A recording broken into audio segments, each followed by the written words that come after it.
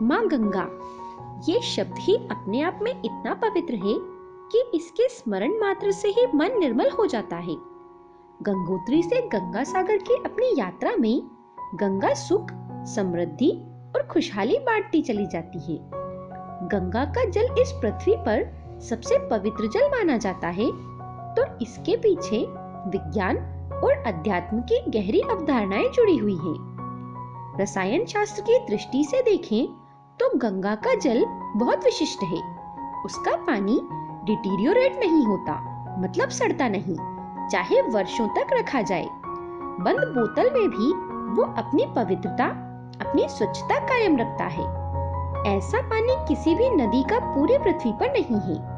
सभी नदियों के पानी इन अर्थों में कमजोर हैं। गंगा का पानी इस अर्थ में विशेष है, ये उसका विशेष केमिकल गुण मालूम पड़ता है।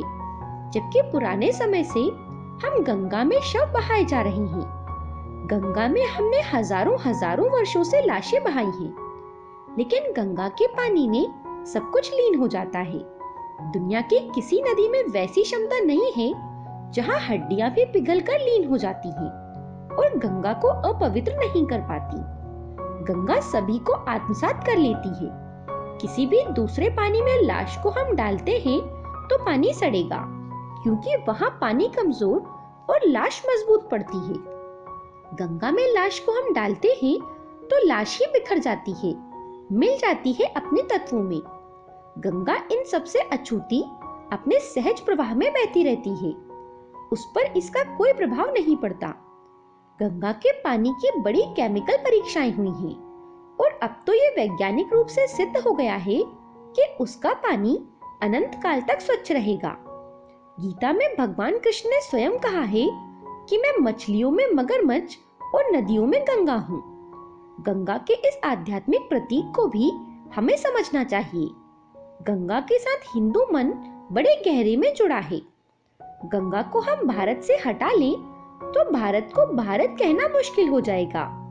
बिना गंगा के भारत का सारा साहित्य अधूरा पड़ जाएगा। गंगा को हम हटा लें तो भारत के न जाने कितने ऋषियों के नाम खो जाएं। गंगा को हम हटा लें तो हमारे सब तीर्थ ही खो जाएं। गंगा के साथ भारत के प्राण बड़े पुराने दिनों से कमिटेड हैं, बहुत गहराई से जुड़े हुए हैं। गंगा हमारी आत्मा का प्रतीक हो गई है। किसी देश की अगर कोई आत्मा होती है और उसके प्रतीक होते हैं तो गंगा ही हमारा प्रतीक है। पर क्या कारण होगा गंगा के इस गहरे प्रतीक बन जाने का कि हजारों हजारों वर्ष पहले भी कृष्ण कहते हैं कि नदियों में मैं गंगा हूँ। गंगा असल में विशालता के अर्थ में महत्वपूर्ण नहीं है। दुनिया में गंगा से बड़ी नदियां हैं, गंगा से लंबी नदियां हैं। गंगा कोई लंबाई में, चौड़ाई में या किसी स्थूल दृष्टि से कोई बहुत बड़ी बात नहीं है। ब्रह्मपुत्र है, अमेज़न है और सैकड़ों नदियां हैं जिनके सामने गंगा शायद फीकी पड़ जाए। लेकिन गंगा के पास कुछ और है जो पृथ्वी पर किसी भी नदी के पास नहीं है, और उस कुछ और के कारण भारतीय मन ने गंगा के साथ एक तालमेल बना लिया है। पूरी पृथ्वी पर गंगा सबसे ज्यादा जीवंत नदी है, अलाइव है। गंगा के पानी में जड़ी बूटियां, खनिज और पहाड़ी मिट्टी के अलावा कुछ अदृश्य तत्व भी मौजूद हैं। गंगा जहां से निकलती है वहां से बहुत नदियां निकलती हैं। गंगा जिन पहाड़ों से गुजरती है वहां से कई नदियां गुजरती हैं। तो गंगा में जो खनिज और जो तत्व मिलते हैं वे और भी नदियों में मिलते हैं। और गंगा में कोई खुद का ही पानी तो नहीं होता। गंगोत्री से गंगा एक बहुत छोटी सी धारा के रूप में निकलती है। इसके आगे फिर सब दूसरी नदियों का पानी ही गंगा में मिलता जाता है। गंगा में ज्यादातर जल तो दूसरी नदियों का ही होता है। लेकिन ये सबसे बड़े आश्चर्य की बात है कि जो नदी गंगा में नहीं मिली उस वक्त उसके पानी का गुणधर्म और होता है, और गंगा में मिल जाने के बाद उसी पानी का गुणधर्म और हो जाता है। वैज्ञानिक रूप से इतना तो पता चलता है कि जल में कुछ विशेषता है, लेकिन ये विशेषता जल में आती कैसे है ये समझना इतना आसान नहीं रहा। गंगा के पानी और अन्य नदियों के पानी में खनिज और केमिकल्स का भेद है। विज्ञान इतना तो कह सकता है, लेकिन एक भेद और है जो विज्ञान के ख्याल में आज नहीं तो कल आना शुरू हो जाएगा, और वो भेद आध्यात्मिक है। असल में गंगा के आसपास लाखों लाखों लोगों ने जीवन की परम अवस्था को पाया है। अध्यात्म की धारणा है कि कोई भी व्यक्ति पवित्र या फिर अपवित्र जब भी पानी के पास बैठता है, पानी के अंदर जाने की तो बात ही अलग है, लेकिन अगर पानी के पास भी बैठता है तो पानी उसकी मौजूदगी से प्रभावित होता है। पानी उस व्यक्ति की तरंगों से आच्छादित हो जाता है। पानी उस व्यक्ति की तरंगों को अपने में समा लेता है। इसलिए दुनिया के अनेक धर्मों ने पवित्र पानी का उपयोग किया है।